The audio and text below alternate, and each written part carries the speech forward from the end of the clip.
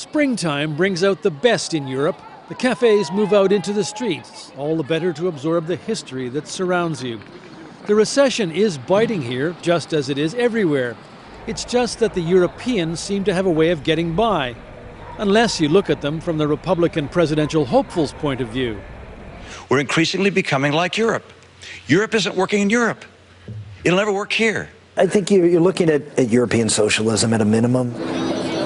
Which got us to wondering, just how bad is that?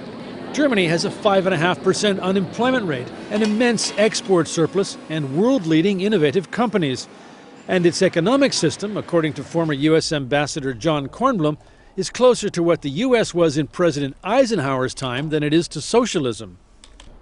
The governments in Europe, but especially in this country, Germany, could probably be given credit for writing half of the Republican economic policy. They believe in low taxes, saving, low government expenditures, no deficits. The candidates are dealing in caricatures of Europe that are about 90% wrong, in the view of American University of Rome professor James Walston.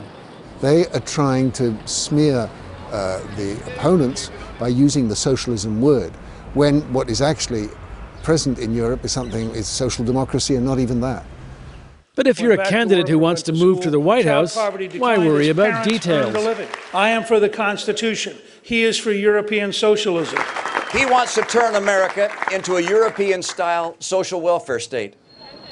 Such talk certainly resonates with young European voters like Annika Petrovic, but not quite in the way the candidates have in mind. I just hope that most Americans are just more intelligent than those politicians.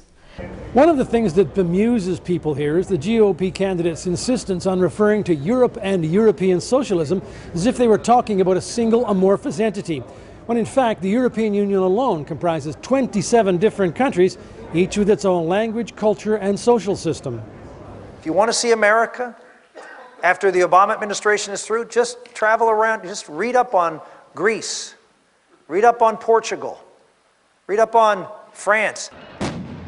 European nations have seen riots over benefit cuts, their fair share of foreclosures, and long unemployment lines. And the cradle-to-grave social welfare systems set up more than 60 years ago do have to be drastically trimmed to fit changing economic times, but not to the extent of removing the safety net. There is a presumption that healthcare should be guaranteed. There should be a minimum of healthcare which the government, which the community provides. And it's for everybody.